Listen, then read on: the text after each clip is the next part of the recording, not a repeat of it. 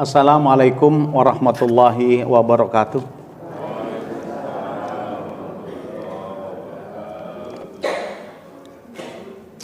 Alhamdulillah nahmaduhu wa nasta'inuhu wa nastaghfiruh wa nu'minu bihi wa natawakkalu alaih. Asyhadu an la ilaha illallah wa asyhadu anna Muhammadan abduhu wa rasuluh. Allahumma sholli ala Muhammad wa ala alihi wa sahbihi wa man tabi'ahum bi ihsan ila yaumil qiyamah. Amma ba'du, jamaah salat maghrib yang insyaallah malam ini sama-sama dirahmati oleh Allah Subhanahu wa taala. Semoga rahmat Allah Subhanahu wa taala selalu terlimpah kepada kita dan kita mampu mengaplikasikan rahmat itu dengan sebaik-baiknya. Dan semoga malam ini apa yang kita kerjakan bermakna di hadapan Allah Subhanahu wa taala dan tercatat sebagai amal ibadah terikhlas di sisi Allah Subhanahu wa taala. Bapak Ibu yang dimuliakan Allah, mari tadabbur pada malam ini kita buka bersama dengan sama-sama membaca basmalah. Bismillahirrahmanirrahim. Malam ini saya mengawali ingin membaca hadis Rasulullah yang banyak dihafal oleh kalangan kita. Saya yakin banyak dihafal dan ini di madrasah ibtidaiyah juga banyak yang hafal. Hadis ini perawinya adalah Bukhari Muslim. Bukhari Muslim, tapi ini dua orang. Satu Bukhari, satu Muslim. Saya bacakan. Bismillahirrahmanirrahim. Inna fil jasadi mudghah. Sungguh, kata Allah, dalam jasad, berarti jasad ini adalah faktual. Inna fil jasadi mudghah. Dalam jasad ini ada mudghah, segumpal daging. Idza saluhat saluhal jasadu kulluh. Kalau segumpal daging itu bagus, maka seluruh jasad ini bagus. Jasad ini loh Pak. Karena jangan sampai ada pengertian karena nanti dalam konsep keimanan itu berbeda. Saya awali dulu, jasad itu ini. Berarti fa'al. Jasadun itu fa'al. Terus kalimat Rasulullah SAW, wa idza fasadat kullu. Maka kalau itu kalau segumpal daging itu jelek, maka jasad ini pun jelek. Wa idza fasadal jasadu kullu, maka akan jelek. Apa segumpal daging itu? Iya, kolbun. Kolbun itu ada yang berkata ala wahyal kolbu, itu ada dua kutub Pak ya. Ada yang berkata kolbun itu liver, ada yang berkata kolbun itu jantung. Lah, saya bukan pakar ini, tetapi dua-duanya itu kalau berbicara tentang jasad, kalau jasad Pak ya, jasad. Ini jantung, ini liver. Liver ini kalau rusak, rusak badan kita. Saya fahamnya itu kalau liver ini terkena sirosis. Jadi liver itu, hati itu kalau sudah sirosis nggak bisa menghandle semua tubuh itu. Maka kalau hatinya, livernya itu sudah bengkak, maka perutnya kembung. Coba nanti dialog dengan Dr. Taufik. Kemudian ekspor non migasnya mesti hitam. Lah itu liver. Orang Madura kalau sudah kembung, santet. Kalau sudah beolnya hitam, santet. Entah kalau Probolinggo mungkin nggak ngerti saya. Ya, kalau itu jantung sama. Kalau sudah jantungnya nggak bagus, bengkak pula. Saya punya guru besar, Prof. Tohilut yang pernah ceramah di sini, itu sudah pakai ring 2, dalam tempo 2 bulan pakai ring 4. Itu jantung. Jadi kalau kita bicara inna fil jasadi mudghah, apakah itu liver, apakah itu jantung, ya kita tidak tahu. Dua-duanya sama rusak jasad itu. Ya kolbun itu, ya kolbun bisa liver, bisa jantung.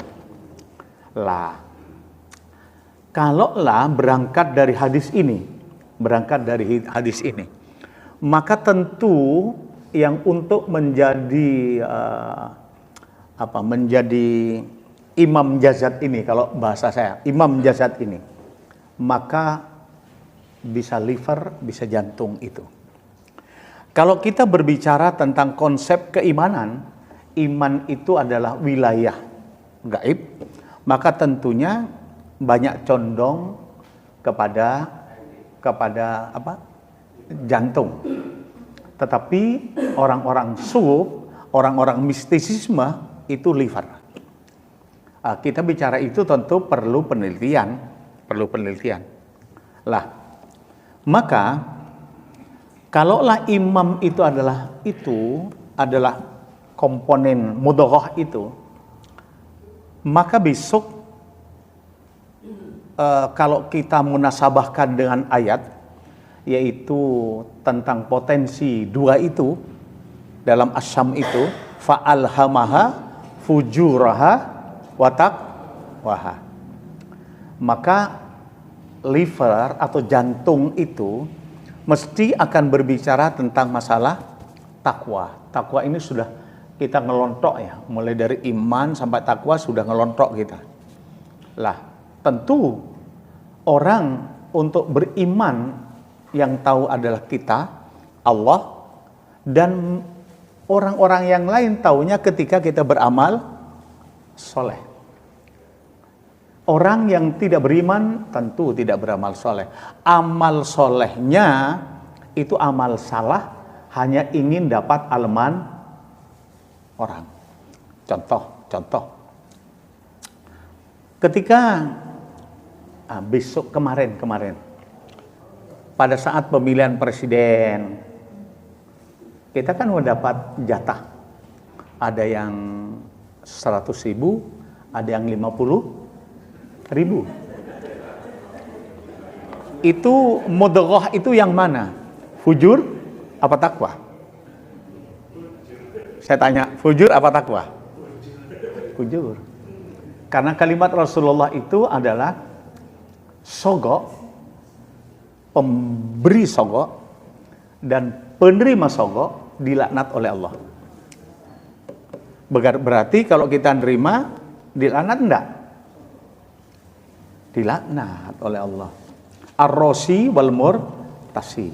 Harusnya kalau saya terpilih untuk menjadi wali kota, gubernur, presiden, setelah terpilih baru saya beri Bapak, itu namanya tasyakur. Itu tasyakuran. Tapi kalau di awal itu Ar-Rosi Murtasi.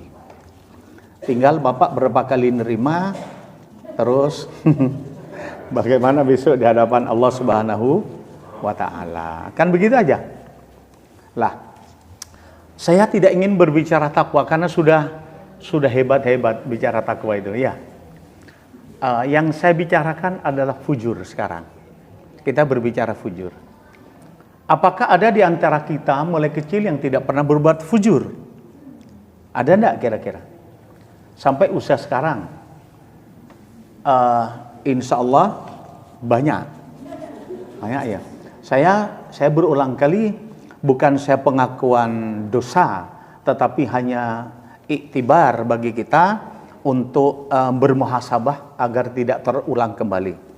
Kecil saya biasa nyolong mangga, mangga tetangga itu lempar, atau kacang tanah pulang dari sekolah itu, kacang tanah diambil, masukkan ke kaus dalam. Tapi saya bilang, ya Allah ampuni saya karena kemarin itu saya tidak tahu ayatnya. Sekarang saya sudah tahu, ya Allah ampuni saya. Allah bilang ya. Lah, kita bicara fujur. Malam ini kita bicara fujur. Kalaulah kita berbicara fujur dan kita berbuat fujur, maka yang menyebabkan kita berbuat fujur itu karena apa? Lah itu. Karena apa Nur Hasan berbuat fujur? Bapak, Ibu berbuat fujur, berbuat maksiat, berbuat dosa, itu karena apa? Disebabkan apa? Maksud saya disebabkan apa? Yang pertama itu komponen internal kita. Ya karena diri kita yang berbuat itu, nyolong mangga, ngambil pisang tetangga. Tapi kalau pisangnya sudah masuk ke wilayah kita, ya potong Pak, potong. Saya kebetulan berapa bulan yang lalu itu ada masuk gini. Terus, Pak ini sudah masuk sini pisang Pak, balikkan sini. Enggak usah ini potong milik kita sudah.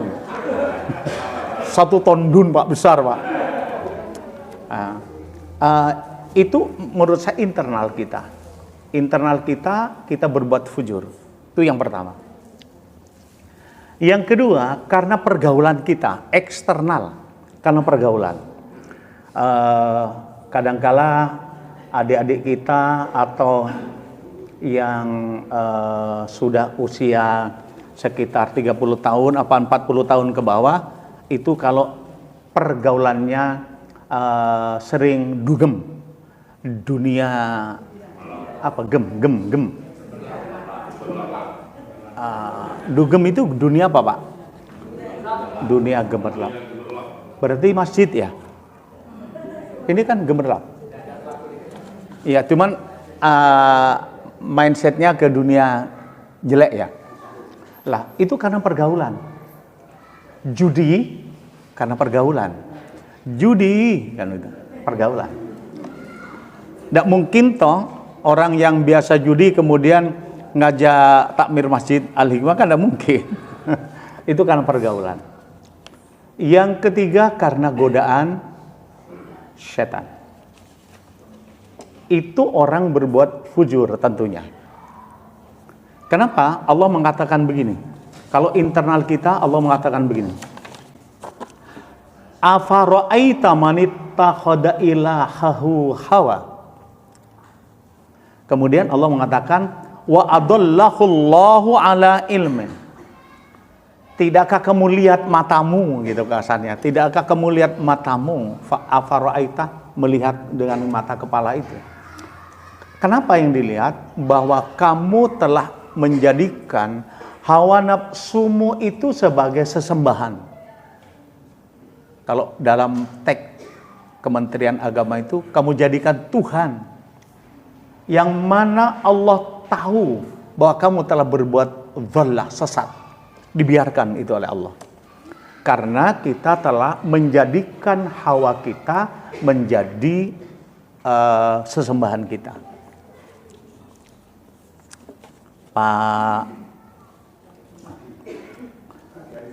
Pak Adi Arifin. Itu surat Al-Jasiyah ayat 23. Afara'aita man ittakhadha ilahahu hawa. Jadi maksudnya adalah kadangkala kita menjadikan nafsu itu menjadi sesembahan kita. Ini yang paling sulit untuk dibendung karena mudghah tadi itu. Tetapi kalau persahabatan kita itu bisa cepat dibendung kalau kemudian sahabat yang jelek itu kita tinggalkan. Paham ya? Wah, ketimbang aku bersahabat dengan itu, gajiku entek. Koperasi entek.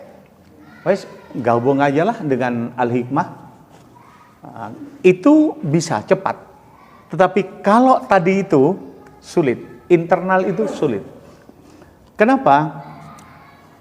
Karena Allah menyatakan begini, wala tuti man aghfalna qalbuhu an dzikrina. Orang-orang yang mengikuti hatinya yang telah lalai zikir kepada Allah. Jadi kalau saya bersahabat dengan orang yang lalai berzikir kepada Allah, itu mesti menjadi fujur. Itu tolong diingat, maka bergaulah dengan orang-orang yang selalu mengingat Allah. Masa kita terus mau bersahabat dengan orang-orang yang tidak ingat kepada Allah? Ini eksternal. Pak Adi Arifin itu ada pada surat Al-Kahfi yang biasa kita baca. Al-Kahfi. Surat keberapa, Pak? Surat ke-18 ya. Ayatnya 28. Jadi kalau Pak Adi mencatat 28, nanti di Al-Kahfi 28 dibuka, itu jangan bersahabat dengan itu. Karena Allah menyebutnya, janganlah engkau mengikuti orang yang hatinya lalai kepada Allah, dan aku biarkan kelalaiannya itu. Jadi orang itu sudah lalai, Allah biarkan kelalaiannya itu. Jangan bersahabat dengan itu. Kalau Bapak petani, kemarin Pak Menteri Pertanian itu telah mengembalikan uang negara berapa miliar itu. Baru dilantik 2 hari, anak buahnya sudah kena itu. Kan begitu, Pak ya? Kemarin juga pada saat tahun berapa itu gula mahal. Pernah gula mahal enggak? Ya. Kok Tom Lembong dijadikan tersangka? Maka gulanya murah. Maka saya mendapat teh yang ada gulanya oleh Pak Santo, diberi Pak Santo. Itu internal dan eksternal. Eksternal yang paling gampang, walaupun itu dikepung. Kita ini kan dikepung, Bapak Ibu kan dikepung. Siapa yang ngepung kita? Setan kan? Apa kalimatnya setan itu kepada Allah? Apa kalimatnya, coba? Masih ingat? Ayo, masih ingat setan yang ngepung kita? Tsumma la'atiyannahum. Kemudian aku datangi mereka-mereka itu. Takmir masjid, juga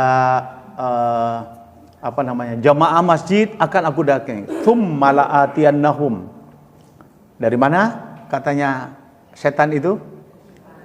Dari depan. Dari wa an aimanihim, dari wa an sama ilihim, dari kiri. Apa kata setan? Ya Rob, mereka itu aku akan bikin tidak bersyukur kepadamu. Kan begitu kan? Jadi eksternalnya itu dari sahabat, bukan sahabat ya, dari rekan yang hatinya lalai mengingat Allah, dan Allah tahu dibiarkan dia sesat, jangan jadikan sahabat. Dan setan yang menggoda dari 4 arah itu pun harus kita tanggulangi, karena setan itu mengepung kita dari 4 arah itu. Cukup dengan apa? 1, ta'awud. Paham? A'udzubillahi minasyaitonir.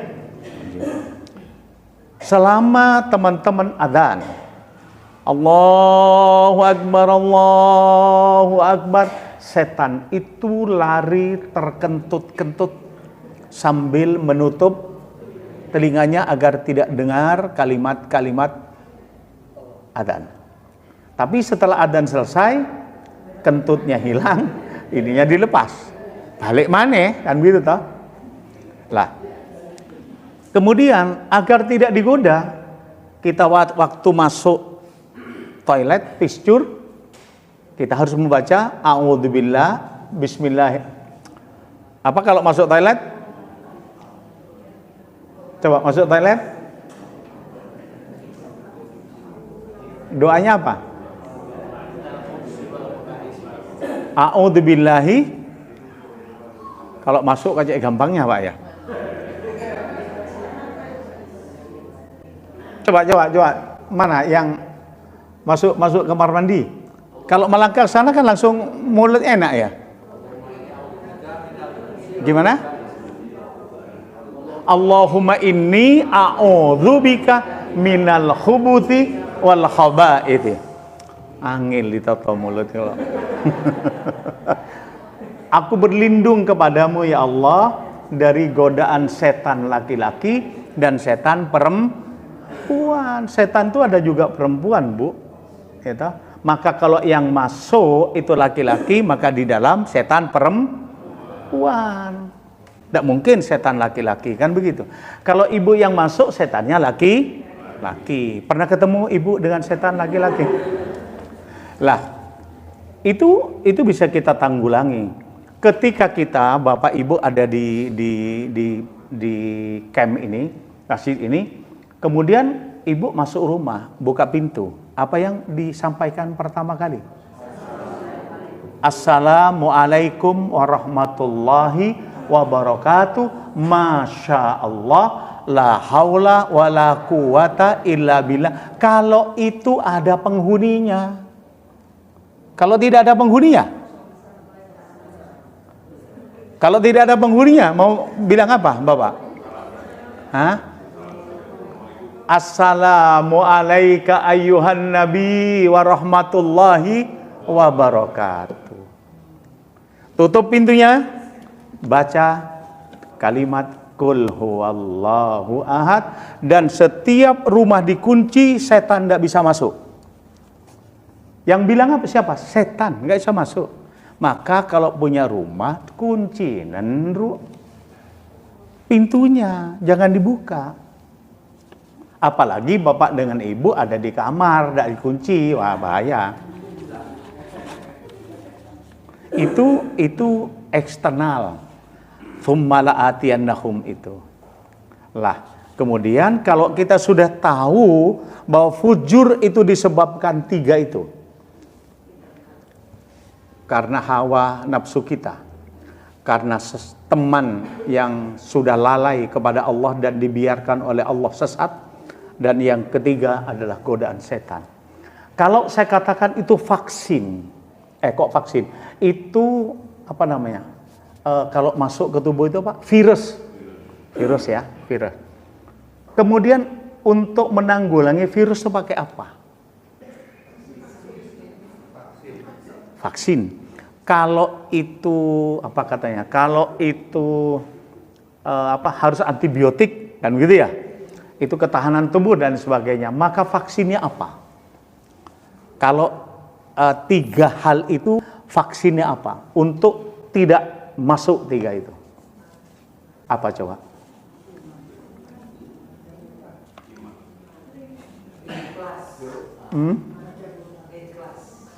Gimana Bapak? Ikhlas. Ikhlas menerima godaan setan. Gimana coba? Coba gimana?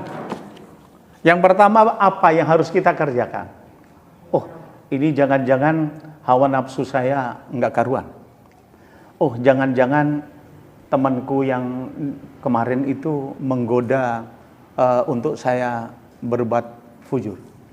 Jangan-jangan setan untuk selalu mengukir saya berbuat fujur. Maka langkah pertama tetap muhasabah. Tetap muhasabah. Bagaimana caranya? Wal tanzur nafsum ma qaddamat liqad. Apa yang sudah kita kerjakan kemarin, kita lihat, kita evaluasi apa yang harus kita kerjakan esok. Jadi kalau hari Rabu, ini hari Selasa kemarin, apa yang saya kerjakan? Kita harus muhasabah. Untuk apa? Untuk hari Rabu apa yang kita kerjakan? Wal tanzur nafsu ma qaddamat liqad. Pak Adi, surat apa itu Pak Adi? Surat apa Pak? Ayo, surat Al-Hasr. Ayat 18. Kalimatnya ya ayyuhalladzina amanu taqullah wal tandur. Maka diambil wal tandur nafsum ma qaddamat liwat. Jadi besok subuh, besok kita bermuhasabah sebelum ke masjid. Apa ya yang saya kerjakan tadi, mulai maghrib sampai isya. Oh, aku sholat isya berjamaah kok. Maka saya dapat pahala separuh malam sholat. Apakah aku tidur tadi sudah berdoa? Ya. Atau Bapak, apakah aku sudah menidurkan istriku ya? Bapak kan punya kewajiban untuk menidurkan istrinya.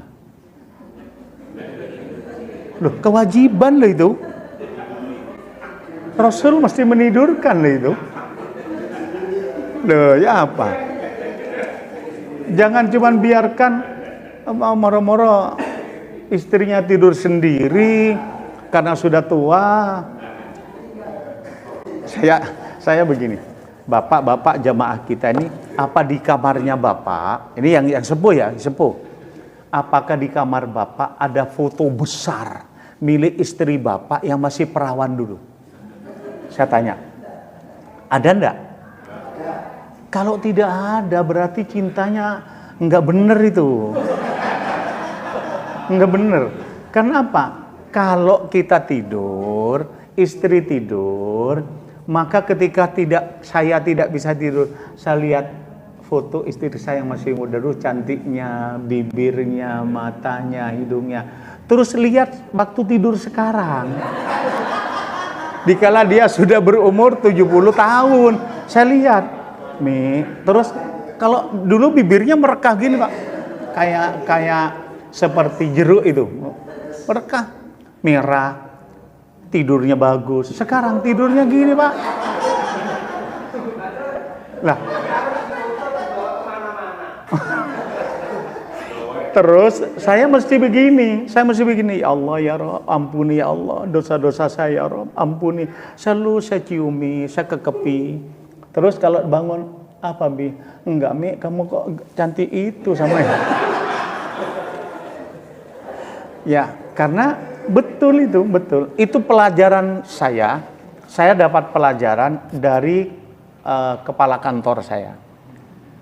Denul sini, masuk kamar saya, itu fotonya siapa itu? Foto ibu Pak ini Pak. Kok masih cantik kecil Pak? Iya, kamu harus punya foto istrimu di situ. Nanti kalau istrimu sudah tua, delokan di situ sama sini. Betul Pak. Saya selalu menangis kalau melihat itu terus di sini. Bapak kalau tidak punya ibu, kalau bapak tidak punya itu, perlu dicurigai kecintaannya itu. Itu muhasabah al-asr 18 Pak. Terus yang kedua, itu kita harus berhenti untuk berbuat maksiat, untuk fujur. Ketika kita berbuat, berhenti segera. Lagi segera berhenti, karena itu perintah Allah. Begitu kita berbuat tidak baik, segera berhenti. Umpamanya berbuat tidak baiknya agak panjang Pak. Di sini Bapak sadar, Ibu sadar, segera berhenti di situ, karena itu perintah Allah. Pak Adi Arifin, tolong dibuka surat ketiga ayat 135. Ya biar nanti kalau Pak Adi kan ketua RW, kalau nanti ceramah biar enak. Jadi kalimat Allah begini, walladzina idza fa'alu fahishatan aw dzalamu anfusahum. Nih ada dua yang selalu kita tadabburi, dan orang-orang yang selalu mengingat tentang fahisha. Fahisha itu dunub, dosa, partnership, dosa yang melibatkan orang lain, fahisha. Au dzalamu anfusahum, atau mendolimi dirinya sendiri. Segera berhenti. Mendolimi diri itu adalah seperti Bapak sholat subuh, kemudian Bapak tidak sholat subuh. Itu mendolimi dirinya. Surat ketiga Ali Imran ayat 135. Nanti ceramahkan di Pak, Karena kalau Bapak ceramahkan, saya dapat pahala juga nanti. Nah, itu zalamu anfusahum atau suatu ketika mungkin kita sedang galau. Manusia itu mesti Pak diberi ujian galau oleh Allah. Ketika kita galau, satu-satunya untuk melampiaskan kegalauan, tidak mungkin saya galau, saya marah ke Pak Edi, tidak mungkin. Mesti yang dibikin sasaran orang terdekatnya. Siapa itu? Istrinya. Ya, saya kira sama itu ya. Karena manusiawi. Mesti begini. Galau dalam arti kata mungkin apa yang kita harapkan terkendala dengan setan dan lain sebagainya itu mesti begini. Umi ini, Mbok Yomi, syukurilah apa yang diberikan Allah itu. Aku sekarang sedang tidur, mau istirahat. Matikanlah lampunya. Ini kan sudah naik kan? Ini kan namanya fahisyah. Saya telah berbuat tidak baik kepada istri saya. Allah tidak akan memaafkan saya selama istri saya tidak memaafkan. Itu fahisyah namanya. Jangan bikin fahisyah. Ini paling sulit bagi kita. Faida fa'alu fahisyatan aw dzalamu anfusahum. Kalau kita mendolimi diri sendiri, maka tentu segera berhenti. Untuk segera berhenti berbuat maksiat. Surat berapa Pak Adi? Ali Imran 135. Betul. Kemudian yang ketiga itu istiqomah. Teguh dalam pendirian untuk tidak berbuat teguh pendirian untuk tidak berbuat maksiat. Harus itu istiqomah untuk tidak berbuat maksiat. Lah, contohnya apa? Bapak Ibu biasa membaca surat Al-Kahfi. Surat ke-18. Tahu kisahnya? Seorang pemuda, 7 pemuda yang masuk gua. Dia berani meninggalkan negaranya karena disuruh berbuat maksiat. Dia teguh pendiriannya, tidak mau berbuat maksiat. Dia lepas dari negaranya. Kemudian Allah memberikan hidayah kepadanya, masukkan di dalam gua, ditidurkan oleh Allah 309 tahun. Paham? Itu istiqomah, teguh dalam pendirian. Untuk tidak berbuat maksiat. Atau 3 pemuda yang masuk gua, yang untuk batunya untuk dilepas, masih ingat? Untuk membawa susu kepada ibundanya. Dan tidak menzinahi sepupunya. Masih ingat? Itu istiqomah namanya. Untuk tidak berbuat. Itu namanya istiqomah. Yang keempat, tingkatkan amal kita. Kualitas amal kita, tingkatkan. Agar tidak tergoda. Contohnya apa? Kalau Bapak, Ibu sholat 5 kali sehari semalam, maka tambahi dengan sholat sunnahnya. Kualitas bertambah. Kalau sudah terbiasa dengan sholat sunnah ba'diyah qobliyah, maka tingkatkan untuk sholat tahajudnya. Kalau sudah terbiasa dengan sholat tahajud, tingkatkan dengan sholat duhanya. Kalau sudah terbiasa dengan sholat itu, biasakan untuk tidak pernah untuk kemudian marah kepada istrinya. Kalau itu namanya meningkatkan kualitas amal.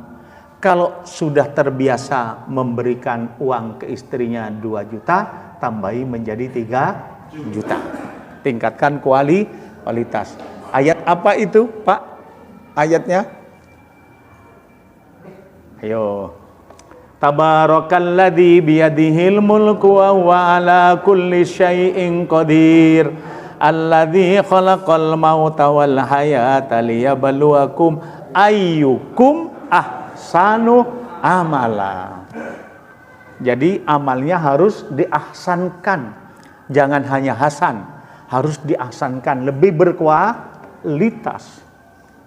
Lah kalau sudah itu dijalankan semua, masih ragu untuk berbuat fujur, Maka Al-A'raf 23 itu kuncinya. Al-A'raf 23 itu kuncinya apa? Menangislah kepada Allah, angkat kedua tangannya, Rabbana zalamna anfusana wa illam taghfir lana wa tarhamna lanakunanna minal khasirin. Kalau Bapak sudah baca Al-Quran, maka ditutup dengan apa?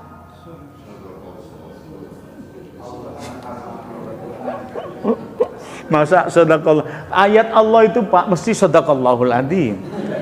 Setiap ayat Allah mesti sadaqallahul adzim. Maka apa yang harus kita baca? Sami'na wa ata'na. Saya mendengari Allah akan yang aku baca, dan saya taat ya Allah. Sami'na wa ata'na ghufranaka rabbana wa ilaikal masir. Surat apa itu Pak Adi? Al-Baqarah 285. Jadi kalau baca Al-Quran selesai, sadaqallahul adzim iya, tapi tidak disuruh Rasul. Yang disuruh sami'na wa ata'na ghufranaka rabbana wa ilaikal masir. Semoga kalau kita mau berbuat berbuat fujur, 5 langkah itu kita ingat terus untuk bermuhasabah, tinggalkan kemaksiatan, istiqomah, kemudian tingkatkan amal, kualitas amal kita. Kalau masih tetap bergejolak untuk berbuat maksiat, nangis kepada Allah, angkat Al-A'raf 23 kita baca. Semoga Allah menjauhkan diri ini dari perbuatan-perbuatan fujur. Allah dekatkan kita, membukakan mudghah kita untuk selalu berbuat kebajikan. Subhanakallahumma wa bihamdika asyhadu an la ilaha illa anta astaghfiruka wa atubu ilaik. Assalamualaikum warahmatullahi wabarakatuh. Waalaikumsalam.